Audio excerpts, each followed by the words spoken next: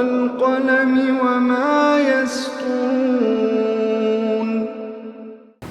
नाज़रीन अस्सलामु अलैकुम वरहमतुल्लाहि वबरकातुहू। सीधी बात की ताज़ा तरीन खबरों में आप लोगों का इस्तकबाल है। ये सबसे पहले आज की सुर्खियों पर नजर करते हैं। मुल्क मुकद्दम है, पहले मुल्क की फिक्र करें, मौलाना राबे साहब की राजनाथ को नसीहत। महाराष्ट्र ISIS से ताल्लुक रखने के इल्जाम में एक नाबालिग समेत 9 नौजवानों को गिरफ्तार कर लिया गया। शादाब मुस्लिम नौजवानों के लिए एक मिसाल, दर्जी के बेटे शादाब ने CA इम्तिहान किया टॉप। मसाजिद के आइम्मा इकराम और मुअज्जिनीन की तनख्वाहों को दुगना करके केजरीवाल हुकूमत ने दिया तोहफा। 2 से ज्यादा बच्चे पैदा करने वालों से सरकारी नौकरियां और हक रायदही छीन लिया जाए, बाबा रामदेव का एक और राग। RJD लीडर का बरसरेआम गोली मारकर कत्ल, नीतीश राज में जराइम बेलगाम। दिल्ली हुकूमत के महकमों में हजारों ओहदे खाली, लेकिन हमें बहाली करने का इख्तियार नहीं, गोपाल राय का बयान। समस्तीपुर में सिलेंडर फटने से कई मवेशी और लाखों रुपए की अमला खाकिस्तर। तनहा फिलिस्तीनी बस्ती का यहूदी तौसी पसंदी के तूफान से मुकाबला। वेनेजुएला ने अमेरिका के साथ सिफाती ताल्लुकात से मुनक़ते कर दिए। कतर में तालिबान और अमेरिकी नुमाइंदों के दरमियान मुज़ाकरात अब भी जारी। पहले पाकिस्तानी को इसराइल के सफर की इजाजत मिल गई। इसराइल की शाम में फिर बमबारी, जवाबी हमला करने की शाम की धमकी। सदर पुतिन के साथ मुज़ाकरात में शाम की सूरत हाल का तमाम पहलुओं से जायजा लिया गया, सदर एर्दोगान का बयान। तुर्की के अखबारात से कुछ अहम तरीन झलकियां। नाज़रीन अस्सलामु अलैकुम वरहमतुल्लाहि वबरकातुहू। सीधी बात की ताज़ा तरीन खबरों में आप लोगों का इस्तकबाल है। मैं अंसार अजीज़ नदवी आज की खबरों की तफसीलात लेकर आपकी खिदमत में हाजिर हूँ। नाज़रीन, तफसीलात में जाने से पहले आपको इत्तला कर दूँ कि अब खबरें जो है नेशनल और इंटरनेशनल दोनों खबरें लेकर के मैं आपके सामने हाजिर हुआ हूँ, क्योंकि आज हमारा सफ़र है महाराष्ट्र के 2 इलाकों में, कोल्हापुर और सांगली। यहाँ पर जमीयत उलमा हिंद के कुछ 2 इजलास है जहाँ का लाइव टेलीकास्ट आप तक पहुँचाना है। इस वजह से हमने 15 खबरें जो आलम इस्लाम और आलम अरब और नेशनल न्यूज़ हैं उसको लेकर के आपकी खिदमत में हाजिर हुए हैं। जिन लोगों ने हमारे चैनल को सब्सक्राइब नहीं किया वो सब्सक्राइब कर लें और इस वीडियो को दूसरों तक पहुंचाने में हमारी मदद करें। नाज़रीन, चलिए चलते हैं तफसीलात की जानिब। पहली खबर लखनऊ से है। कल मरकजी वजीर दाखिला राजनाथ सिंह और साबिक वजीर आला उत्तर प्रदेश ने नदवतुल उलमा पहुंचकर मौलाना राबे हसनी नदवी दामत बरकातहुम से मुलाकात की और मौलाना वाज़े साहब के इंतकाल पर अपनी तरफ से ताज़ियत पेश की। इसी दौरान मौलाना राबे साहब ने अपनी लिखी हुई किताब रहबर इंसानियत का हिंदी नुस्खा सियासी लीडरान को पेश किया। मुलाकात के दौरान मौलाना ने राजनाथ से मुखातब होकर कहा कि जब मौलाना अबुल हसन अली नदवी रहमतुल्लाह अलैह से अटल बिहारी वाजपेयी मुलाकात करते तो मौलाना उनको यही नसीहत करते थे कि मुल्क मुकद्दम है, पहले मुल्क की फिक्र कीजिए। वही नसीहत मौलाना ने राजनाथ को भी की और कहा कि मुल्क मुकद्दम है, पहले मुल्क की फिक्र कीजिए। इसी दौरान मौलाना ने नदवतुल उलमा की तालीमी सरगर्मियों पर मुख्तसर रोशनी डाली, जबकि राजनाथ ने हुकूमत की जानिब से की हुई तरक्याती कामों पर रोशनी डाली। वज़ीर दाखिला असर में करीब 5:15 बजे पहुंचे और करीब 20 मिनट मुलाकात करके मगरिब की नमाज से पहले रुखसत हुए। उनके साथ रियासत के नायब वज़ीर आला डॉक्टर विनय शर्मा और BJP के कौमी तर्जुमान सिद्धांशु त्रिपाठी मौजूद थे, जबकि नदवे की तरफ से मौलाना राबे हसनी नदवी साहब के साथ नदवे के कारगुजार मोहतरम मौलाना अब्दुल अजीज साहब भटकली, मौलाना बिलाल हसनी, मौलाना हमजा हसनी और दीगर मौजूद थे। अब खबर नई दिल्ली से। महाराष्ट्र ATS ने मुंब्रा थाने और औरंगाबाद से 9 जवानों को गिरफ्तार कर लिया है। इन सभी को दहशतगर्द तंजीम ISIS से मुबैना तौर पर ताल्लुकात रखने का इल्जाम लगाया है।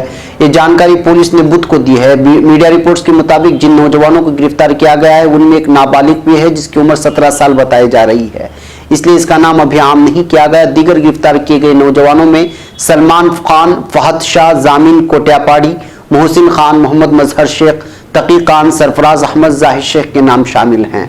बताया जा रहा है कि यौम जमहूरिया से जुड़े सिक्योरिटी इंतजाम के तहत स्लीपर सेल के जरिए तलाशी मुहिम के दौरान ये गिरफ्तारियां की गई हैं।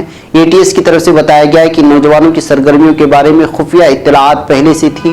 पिछले कई हफ्ते से इन पर नजर रखी जा रही थी। ATS ने बताया कि तलाशी के दौरान केमिकल एसिड की बोतलें, चाकू, मोबाइल फोन, हार्ड डिस्क और कुछ अहम सिम कार्ड्स दरियाफ्त किए गए हैं। इससे पहले ATS ने मुंब्रा थाने और औरंगाबाद के 5 अलग अलग ठिकानों पर छापे भी मारे थे। ये कार्रवाई 21 और 22 जनवरी की दरमियानी रात में की गई थी। ATS ऑफिशियल ने बताया कि मुलजिमीन को IPC की दफा 120 BU APA एक्ट और बॉम्बे पुलिस एक्ट के तहत हिरासत में लिया गया है। और जांच की जा रही है। रिपोर्ट के मुताबिक ये नौजवान मुबैना तौर पर अपने मकसद को अंजाम देने वाले थे। अब खबर राजस्थान से। राजस्थान के कोटा के रहने वाले शादाब हुसैन ने सीए का फाइनल इम्तिहान टॉप करके अपने मुल्क और खानदान का नाम रोशन किया है।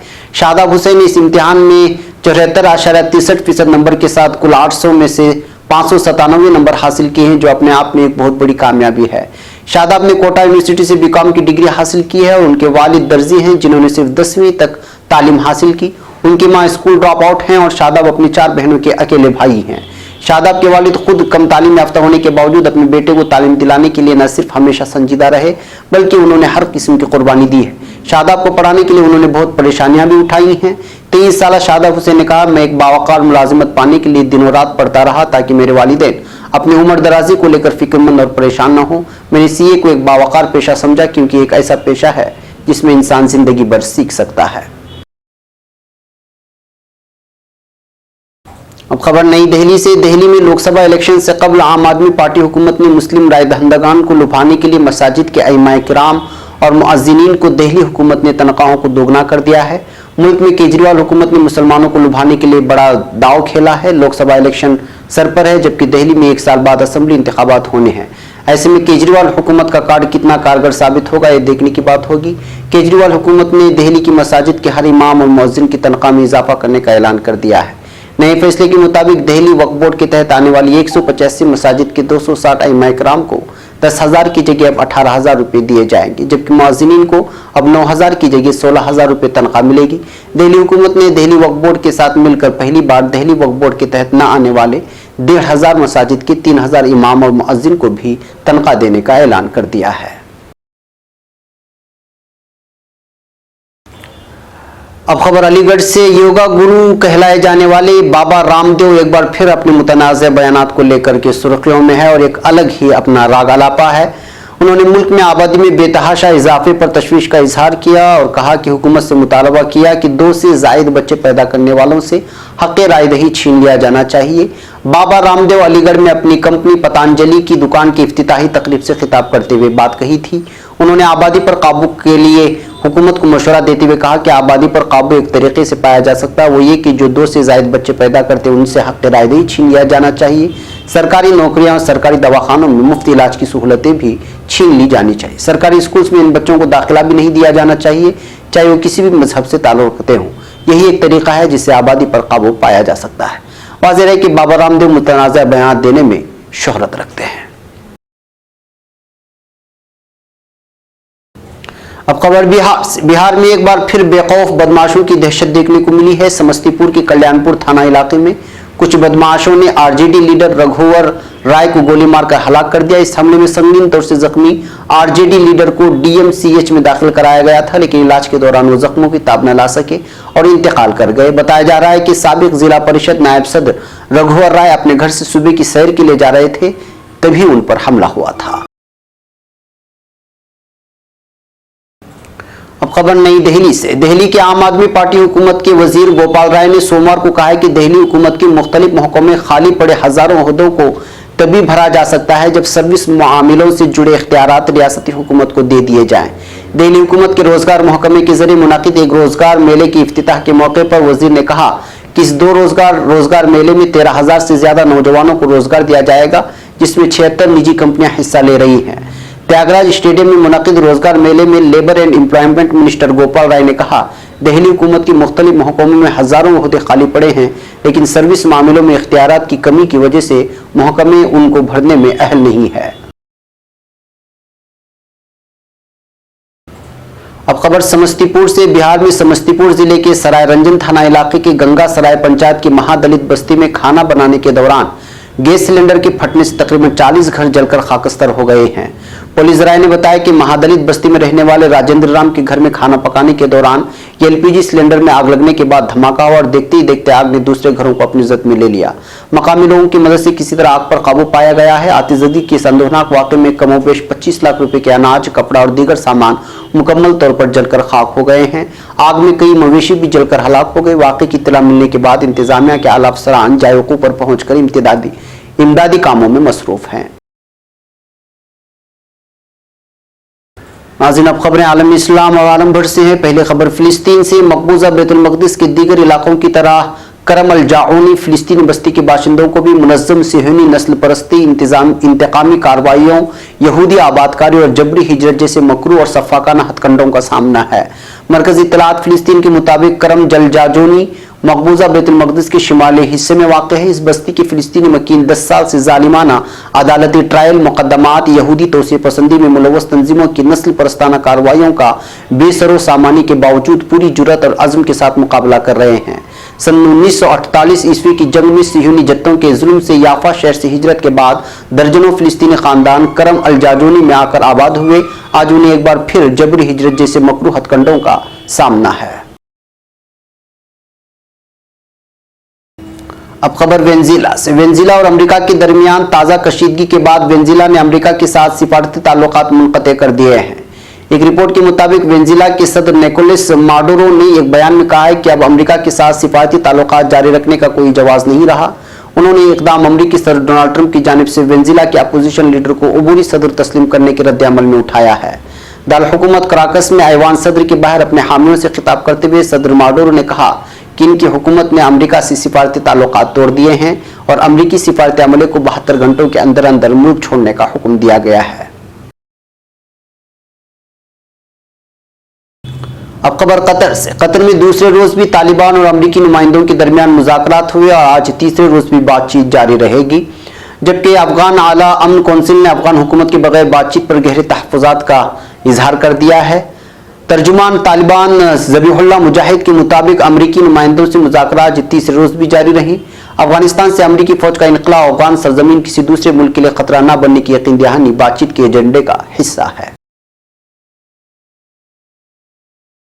अब खबर इस्लामाबाद से। पाकिस्तान ने अपने यहूदी शहरियों को न सिर्फ इसराइल जाने की इजाज़त दे दी बल्कि इस इजाज़त की तशहीर करने की हौसला अफजाई भी की है। ऐसा एक इसराइली तैयारी की इस्लामाबाद आमद की 3 माह के अंदर हुआ है।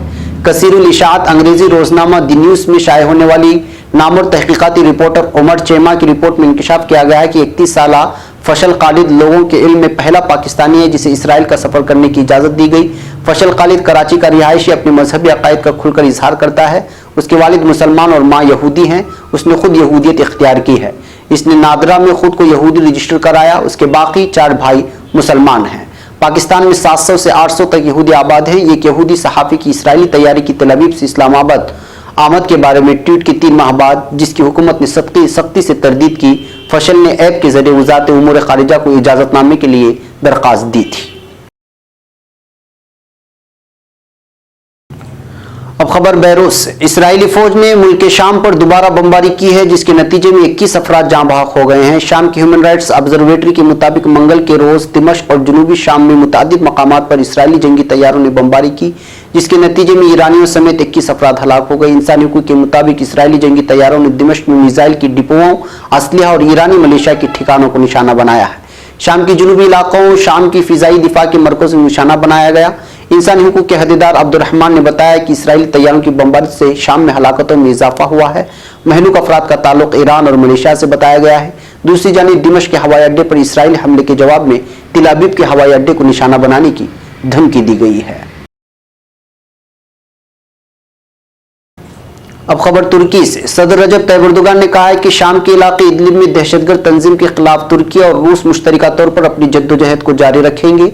रूस के दारुल हुकूमत मॉस्को में सदर रजब तैयब एर्दोगान और रूस के सदर व्लादिमीर पुतिन के दरमियान 1-to-1 मुलाकात के बाद दोनों ममालिक की वफूद के दरमियान होने वाले मुज़ाकरात के बाद दोनों रहनुमाओं ने मुश्तरका तौर पर प्रेस कॉन्फ्रेंस किया। इस मौके पर सदर एर्दोगान ने कहा कि रूस के सदर के साथ शाम की सूरत हाल का तमाम पहलुओं से जायजा लिया गया है। उन्होंने कहा कि इदलिब मुताबकत के साथ साथ 4 फरीकी सरबराही इजलास इसके नताइज पर अमल दरामद पर भी गौर किया गया। इदलिब समेत इलाके की पेशरफ जायजा लिया गया। अमेरिका की शाम से इनकला का जायजा हुआ। तुर्की और रूस के दरमियान ताउन, शाम में अमन के क़याम, इलाकाई सिक्योरिटी इस्तेहकाम पर भी गौर किया गया है। नाज़रीन, अब कुछ खबरें तुर्की के अहम तरीन अखबार से। रोजनामा खबर तुर्क सुलेमानिया के लिए परवाजों की ममानियात का खात्मा की सुर्खी के साथ लिखता है कि वजीर रस्ल रसाइल और इंफ्रास्ट्रक्चर जाहिद तौरखान ने कहा है कि 25 जनवरी को सुलेमानिया के लिए परवाजों की पाबंदी खत्म कर दी जाएगी। इस्तांबुल सुलेमानिया लाइन पर हफ्ते में 7 परवाजें की जाएंगी। 25 सितंबर को इराकी इलाकाई कुर्द इंतजामिया में मुतनाज़ रेफरेंडम के बाद सुलेमानिया और अरबिल के लिए परवाज़ों को इल्तिवा में डाल दिया गया था और गुज़िश्ता साल मार्च के महीने में अरबिल के लिए परवाज़ें शुरू की गई थी। रोजनामा वतन तुर्की अपने इलाके का वाहिद मुस्तहकम मुल्क है की सुर्खी के साथ लिखता है कि वज़ीर ख़जाना बेरात अल-बायराक ने कहा है कि तुर्की अपने महल्लों के इलाके का वाहिद मुस्तहकम मुल्क है। अल-बायराक ने कल स्विट्ज़रलैंड के कस्बे डेविस में मुनक़िदा आलमी इक़्तिसादी फोरम की तरक्की पजीर मंडियों की सूरत हाल नामी नशिस्त में शिरकत की और मुतल्लिक़ा सवालात के जवाब में कहा कि तुर्की की इक़्तिसादियात अपने जोग्राफिया में मौजूद मसाइल के बावजूद तरक्की को जारी रखे हुए है और उसकी बुनियादें मजबूत हैं। रोजनामा स्टार कतर के लिए तुर्की की बरामदात 62% इजाफे के साथ 1 बिलियन 19 मिलियन तक पहुंच गई है की सुर्खी के साथ लिखता है कि दोहा में तुर्की के सफीर फकरत वजीर ने कहा है कि 2018 में तुर्की की कतर के लिए बरामदात पिछले साल के मुकाबले में 62% इजाफे के साथ 1 बिलियन 19 मिलियन डॉलर तक पहुंच गई है। साल 2019 में इन आदादोशुमार के 1.5 बिलियन डॉलर तक पहुंचने की तवक्को की जा रही है।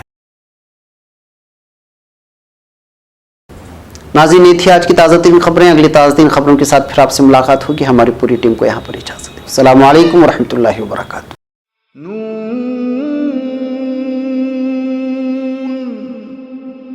वल क़लम वमा यस